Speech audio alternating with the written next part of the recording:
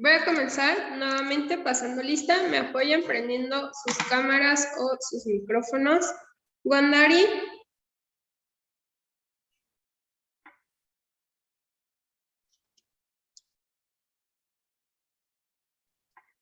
Wandari. Mande. Es tu asistencia. Brandon. Gracias. Carlos tiene como problemas para unirse. Aranza. Presente. Gracias. A Jorge. Presente, chef. Gracias. Miguel. Presente, chef. Y Esteban. No se ha unido, ¿verdad? Permítame.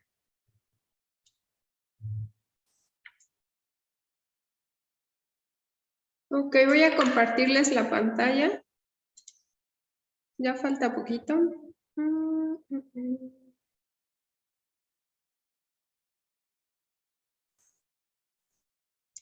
Permítanme porque no lo detecta.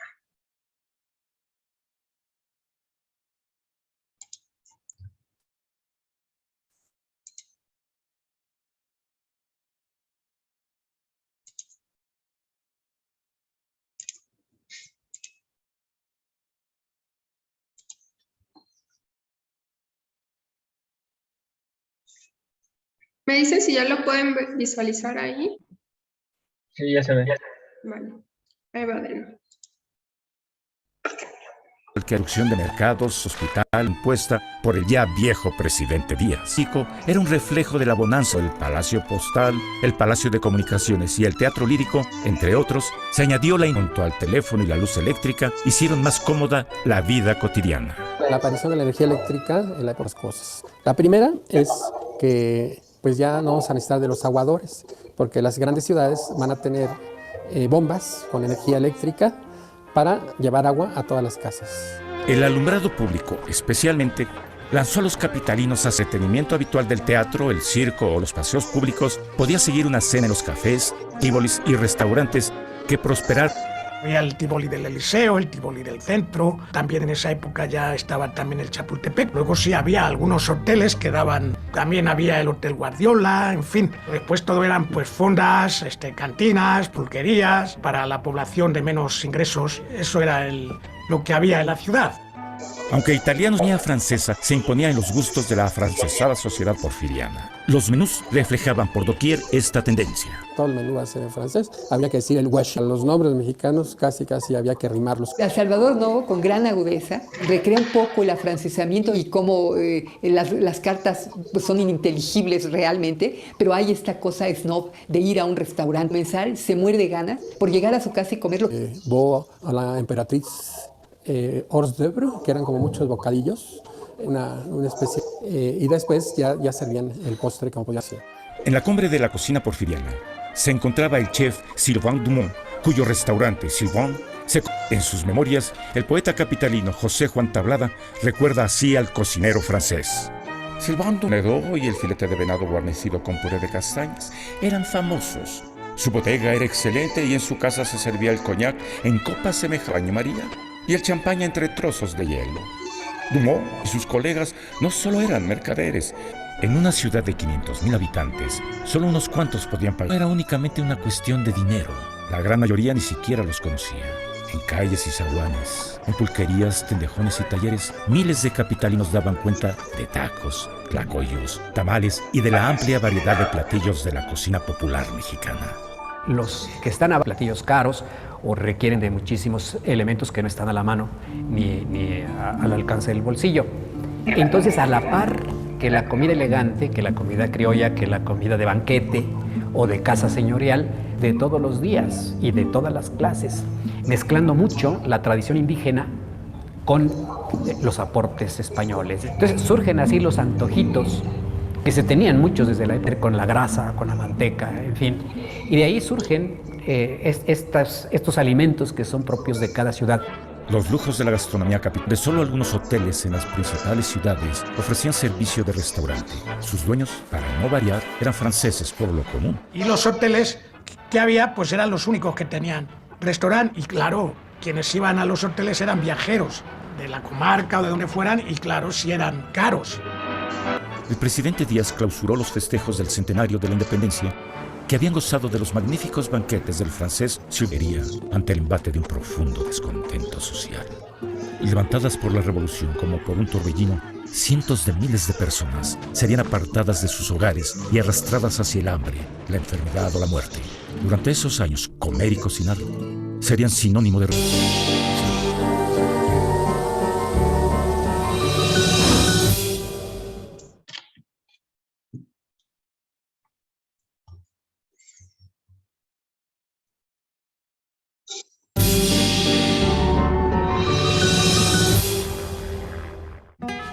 Entre 1910 y 1920, la revolución mató a más de 1 millón de mexicanos, a veces en el campo de batalla, pero sobre todo a través de las enfermedades, las epidemias y el hambre. La michoacana Guadalupe Bello, vecina de Peribán, recuerda en sus memorias cómo se cocinaba y se comía con un solo propósito: sobrevivir. En mi tierra tuvimos suerte porque Peribán es la tierra de los camotes. Con este producto no se metieron los bandos enemigos. Así pues, nuestro sustento cotidiano, a mañana, tarde y noche, era camote cocido con leche. La alimentación de la tropa en campaña consistía por lo común en tortillas de maíz o de harina, frijoles y salsa de chiles, lo cual se agregaba a veces carne. Todo ello obtenido con frecuencia del saqueo. El tren, ícono de la revolución, podía emplearse también como una estufa. Está el hogar de la máquina, porque eran máquinas de vapor, donde se alimentaba el carbón. Pues ahí podían poner una olla, que podía ser un molito de olla, que se iba cocinando de un trayecto a otro. En una época en que escaseaban restaurantes y fondas, las cantinas se prestaron para comer sencillamente y olvidar los sinsabores de la guerra.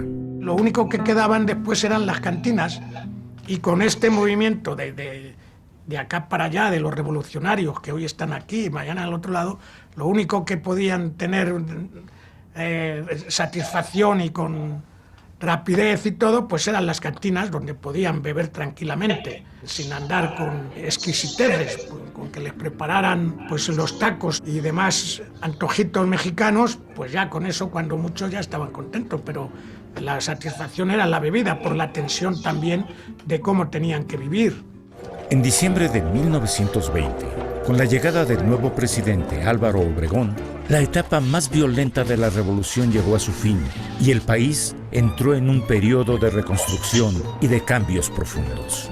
En la capital, sin embargo, los jefes revolucionarios adoptaron nuevos gustos y disfrutaron de los mismos lugares que antes habían deleitado a sus pares porfirianos. Los revolucionarios, los nuevos ricos, enseguida se adaptan y adoptan las maneras y modos de aquellos a los que derrocaron, porque pues es una cuestión de estatus, de decir yo puedo y yo quiero hacer lo mismo que hacían aquellos, y yo quiero tener los mismos usos y costumbres, y así se va haciendo, y surge después una nueva aristocracia revolucionaria.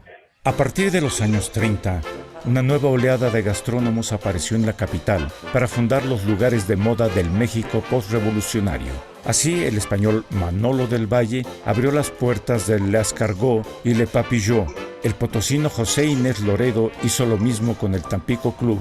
Y el catalán Dalmau Costa puso en marcha el Ambassadeur. En aquella época, una feliz invención de José Inés Loredo quedaría como marca registrada de la cocina mexicana del siglo XX. La carne a la tampiqueña. Y lo presenta muy bonito, con mucho colorido y mucha sustancia. O sea, que es una carne que puedes acompañar comiendo, y se queda mucho más sabrosa, más jugosa. Y eso tiene un auge tremendo. Y además con muy buen valor gastronómico. Y no solamente eso, porque él trae también las jaivas, trae pescado, en fin, él trae la sopa, el coco fish, en fin. Si franceses e italianos habían dejado su huella en los restaurantes porfirianos, hacia 1940 la impronta de los españoles se hacía evidente.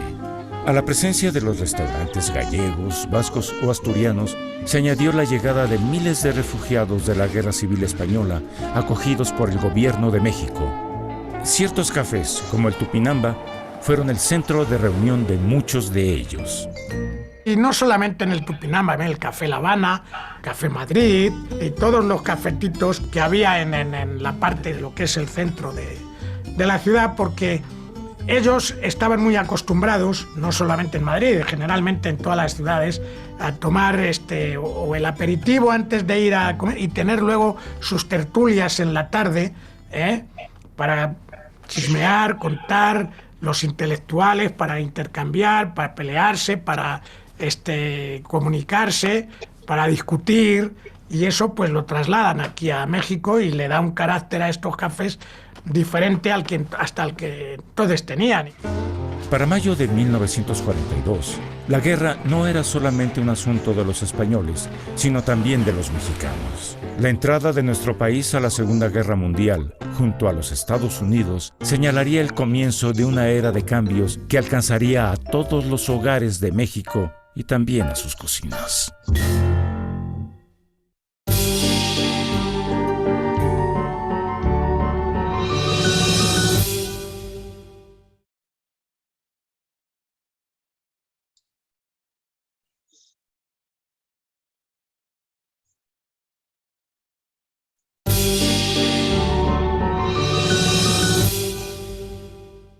Durante la Segunda Guerra Mundial, la economía estadounidense se orientó hacia los asuntos bélicos y obligó a México a pisar el acelerador de su propio desarrollo industrial.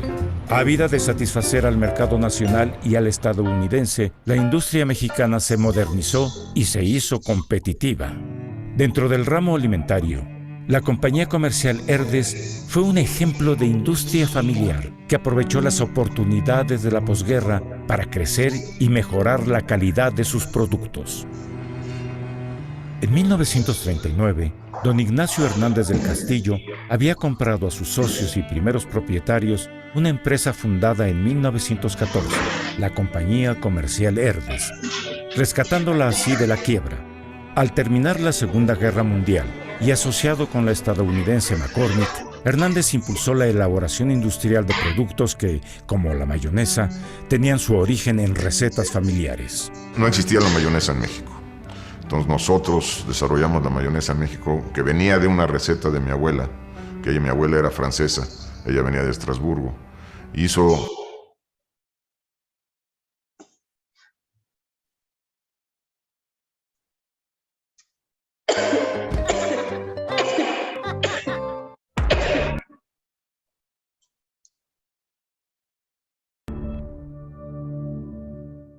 ya tienen la...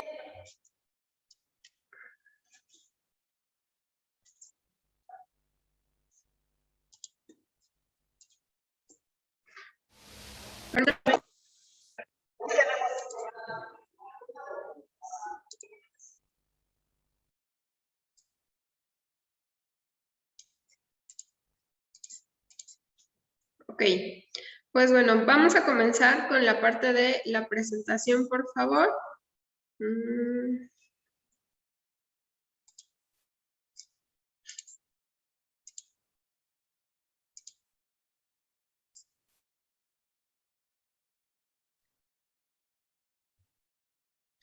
Me dicen, por favor, si ya lo visualizan. Sí, ya se ve. Ok. Voy a tratar de hacerla más grande.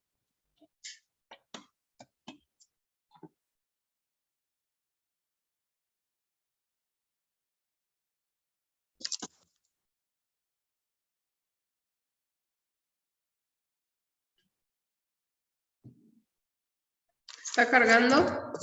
Es que ya saben que está algo lento el internet, entonces.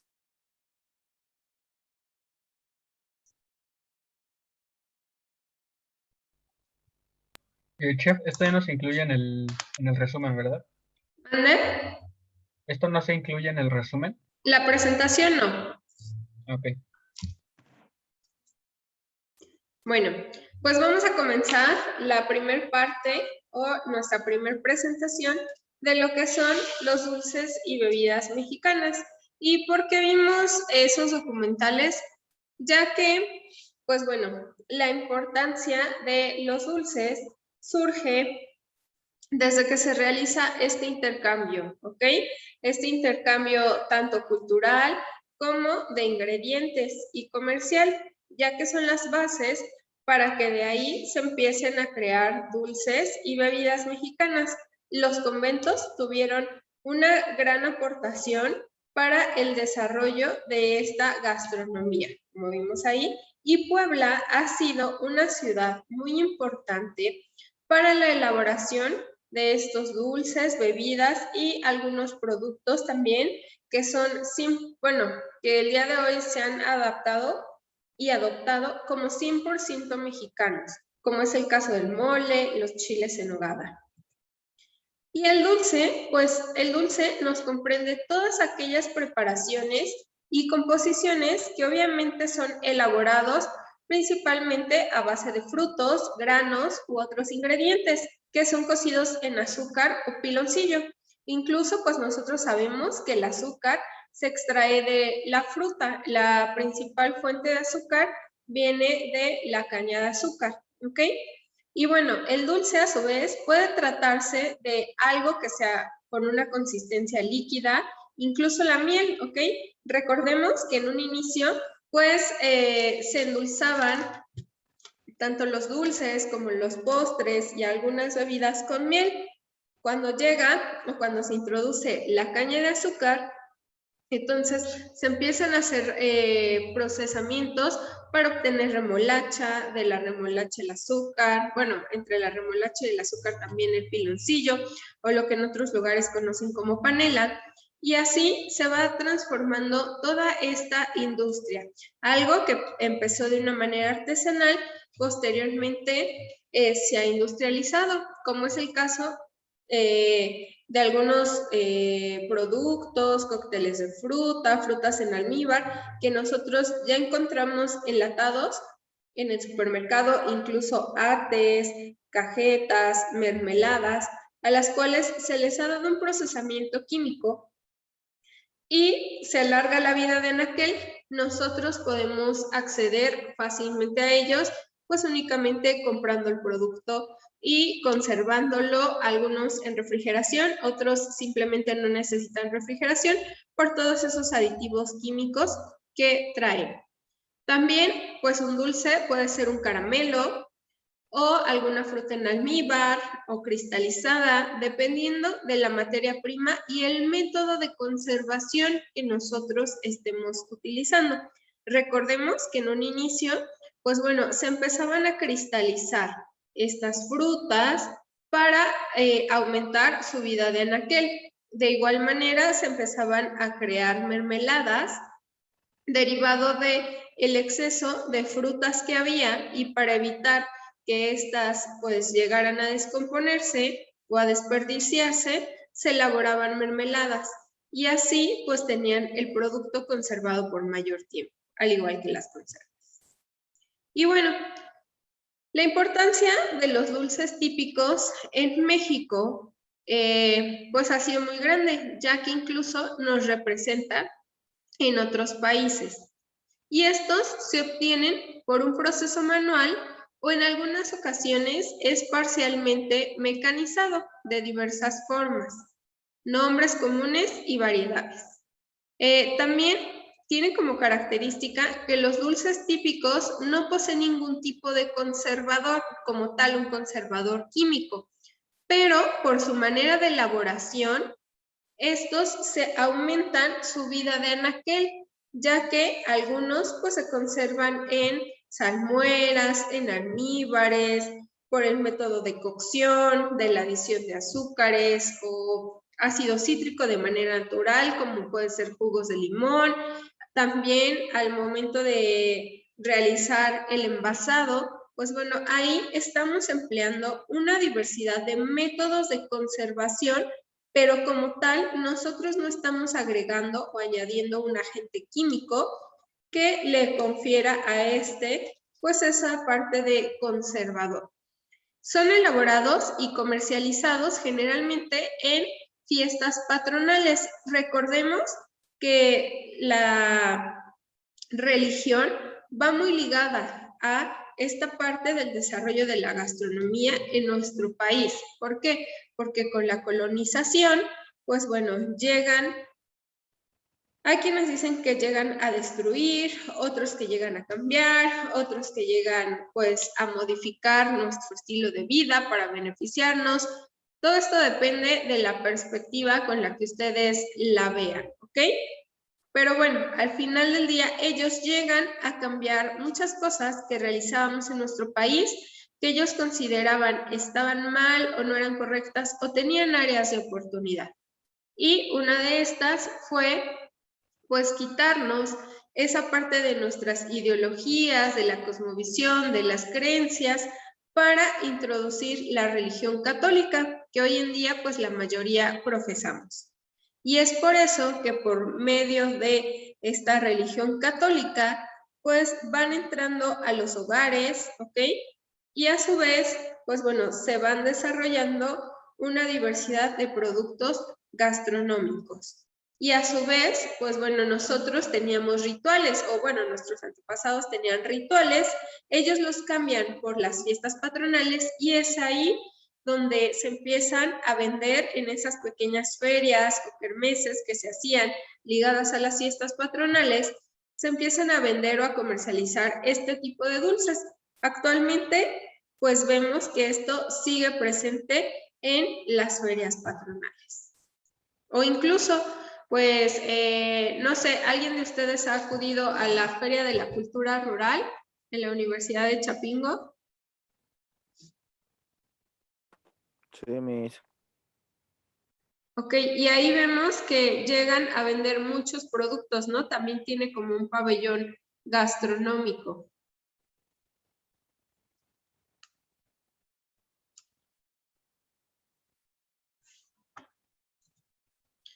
Y bueno, los dulces artesanales tienen como característica que estos son alimentos que han sido elaborados generalmente en un fogón de leña. Aquí ya introducimos el calor. Generalmente este va directamente en ellos para pues realizar un método de cocción, a su vez pues también un método de conservación y tiene otra característica muy importante, que estos son moldeados a mano, ¿ok? Sus sabores han ido cambiando a lo largo del tiempo y pues de igual manera han ido experimentando nuevas formas, texturas y a su vez a varios de ellos se les han ido añadiendo algunas frutas para así obtener mayores variedades. La historia del dulce en México. Pues bueno, como nosotros sabemos, la aparición del dulce antes de la llegada de los españoles, pues ya era un hecho, ¿no? Ya había aquí productos que se elaboraban con esa característica de dulzor. ¿Y de dónde obteníamos esos endulzantes? Ya que no había caña de azúcar de la miel, ¿ok? De las abejas. Desde ese momento, pues se dan cuenta que es un endulzante que tiene ciertas características de modificar los sabores de los alimentos y es así como se empieza a emplear. También es muy importante, pues bueno, la miel de maguey, que incluso hoy en día pues vemos que en estas dietas keto, por ejemplo, o cetogénicas, o en personas que pues ya cuidan un poco más su alimentación, consumen ya más estas mieles de maguey, ¿ok? Por la pureza, porque son menos dañinas y porque el poder endulzante es mayor.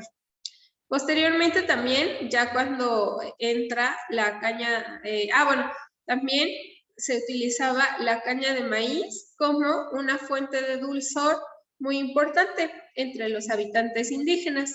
Posteriormente, la caña de maíz es sustituida por la caña de azúcar. Cuando llegan los españoles, las mieles indígenas fueron menos significativas que la caña de azúcar, porque el proceso de obtención y de extracción, incluso hoy en día, es muy alto, tanto el proceso como el costo, ¿ok? Para obtener miel es un proceso más rápido y más económico obtenerlo por medio de la caña de azúcar. Y recordemos que incluso en España y en Francia, en un inicio, únicamente quienes podían consumir productos dulces, incluso frutas, pues eran la gran estirpe, porque pues todos aquellos lacayos o plebeyos no tenían acceso por su alto costo, ¿ok? Al paso del tiempo, pues también se sigue dando este intercambio de alimentos y bueno, van trayendo otros frutos como son los duraznos, peras, ciruelas, melones, higos, granada, pues que ya el trigo también, que ya vimos en los documentales, que han sido parte importante también y base de hoy en día de nuestra alimentación. Y la granada, pues bueno, está muy presente en el chile en nogada y que es algo que también nos representa como mexicanos.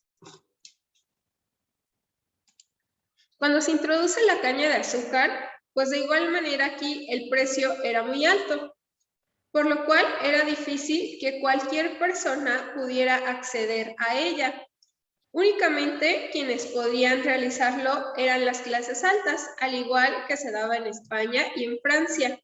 Por esa razón, únicamente las bebidas endulzadas y pues aquellos dulces, golosinas, postres que se podían elaborar con azúcar, pues eran consumidas por las clases altas. Sin embargo, se sigue consumiendo la miel, ¿ok?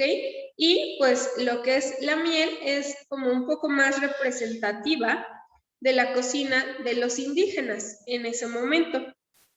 Y pues bueno, desde aquí ya se empieza a dar esa división no solo de poderes, sino de los hábitos alimenticios, de acuerdo a lo que las personas podían comprar. Y bueno, como nosotros sabemos, o como ya les he platicado en clases anteriores, los conventos han sido una parte muy importante para el desarrollo de la gastronomía mexicana, de estos dulces y bebidas mexicanos, porque como nosotros sabemos, en un inicio este fue un gran laboratorio culinario en donde se empiezan a experimentar, ¿ok?, nuevas preparaciones, se da esta fusión de ingredientes, por lo que les comentaba, que se da principalmente en Puebla. Nosotros cuando vamos por Puebla incluso podemos ver que prácticamente en cada esquina pues hay una iglesia o hay un convento.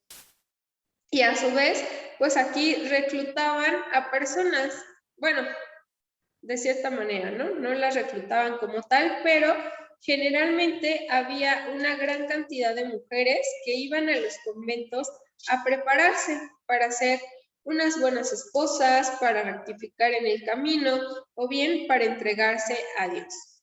Y es por eso que en los conventos, aparte de enseñarles a bordar, a coser, buenos modales, esta fe que había por Dios, pues bueno, también les empiezan a enseñar a cocinar. Y se dice que en los conventos, pues bueno, existían o son como las primeras escuelas prácticamente de gastronomía que se pueden dar, ¿ok? Ya que ellos, o en los conventos, era ese lugar en donde existían las cocinas más grandes y con el mejor equipo, ¿ok? Como nosotros sabemos, la iglesia en ese tiempo en ese tiempo feudal, era quien tenía mayor poder, incluso que el gobierno o que el Estado, porque ellos, a través de esa fe, pues bueno, en primera, recolectaban el diezmo, ¿ok? Posteriormente se empiezan a poner todo este tipo de aranceles, incluso en el porfiriato, ¿no? Que si tenías ventanas, pues tenías que pagar mayores aranceles o impuestos, pero era como una obligación. Sin embargo, la iglesia te lo hacía ver como que era una contribución que tú le hacías a Dios, y la gente, pues bueno, por esta fe que se les trata de inculcar, lo hacían ya pues de corazón, ¿no? sin que los tuvieran que estar obligando. Por eso la iglesia o el clero se empieza a hacer o se empieza a enriquecer tanto, comienza a obtener mayores propiedades, expropiarlas, incluso quienes han tenido la oportunidad de visitar conventos, vemos que aparte de que los atrios son muy grandes, generalmente en la parte de atrás tienen unos terrenos enormes en donde pues se tenían cultivos, ¿ok? Y ahí ellas o las monjas sembraban la mayor parte de sus alimentos, cultivaban y a su vez pues tenían el poder adquisitivo para seguir comprando nuevos ingredientes. Es por eso que no solamente tiene la importancia del gran equipo que tenían las cocinas, sino que también tenían un mayor acceso a los alimentos por medio de los invernaderos, bueno, no eran invernaderos, de las huertas que se establecían en el patio trasero de los conventos, que bueno, tenían unas extensiones muy, muy grandes.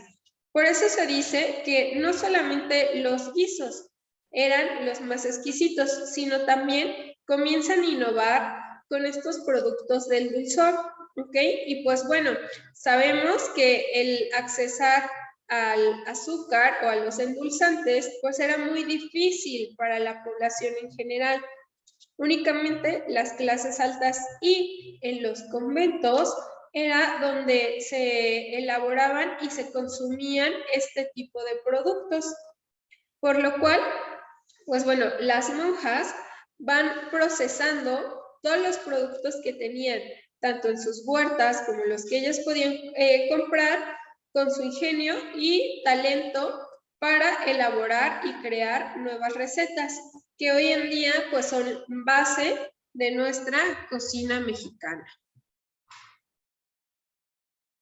El dulce típico mexicano, pues bueno, se dice que el dulce es un acontecimiento que comienza a manifestarse entre el siglo XVI y comienzos del XVII, cuando la producción y consumo del azúcar se incrementa rápidamente entre la clase alta.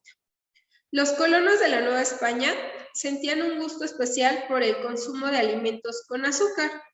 Y hoy en día vemos que incluso aquí en México pues tenemos muy arraigado el consumo del pan, el consumo del postre, y que a su vez pues esto está dañando, ¿no?, actualmente a nuestra salud por el tipo de cocina que nosotros consumimos, ¿ok? Que es muy alto en carbohidratos, en azúcares, y que bueno, esto pues desafortunadamente también nos ha hecho posicionarnos como el primer lugar en la lista con problemas de obesidad, ¿ok? Sin embargo, no solamente es la obesidad, también está el contraste en que mientras algunas personas de México presentan obesidad, el 50% aproximadamente presenta malnutrición, ¿ok? Pero recordemos que el tener obesidad no quiere decir que estés bien nutrido, ¿vale? Y bueno, al momento que ellos comienzan a tener mayor gusto y refinamiento por estos productos con azúcar, bueno, se siguen modificando y creando nuevas recetas. Es aquí cuando ya se empieza a emplear algunos otros dulces tradicionales que, bueno, también se elaboran con leche, fruta, canela, obviamente el azúcar, y es así como siguen los principales ingredientes de los dulces tradicionales. Y si nosotros pensamos en algún dulce, nos podemos dar cuenta que muchos de ellos son elaborados a partir de la cocción de leche con azúcar y canela, como es el caso de los macarrones, de los duraznitos, pues algún tipo de azúcar como los alfeñiques, el dulce de gallinita que le llaman en otros lugares, pero estos ya llevan otros productos más costosos, como es el caso de la almendra.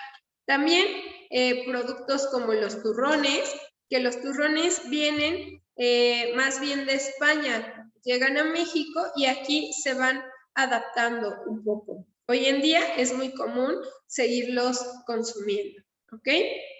pero es más hacia la fecha de fin de año o Navidad. En diciembre es cuando se consume un poco más de estos turrones. La mayoría son de importación, sin embargo, aún se siguen elaborando de manera tradicional mexicana. Voy a dejar de compartir un poco para finalizar esta sesión, ya que está por terminar, y se conectan a la próxima, por favor.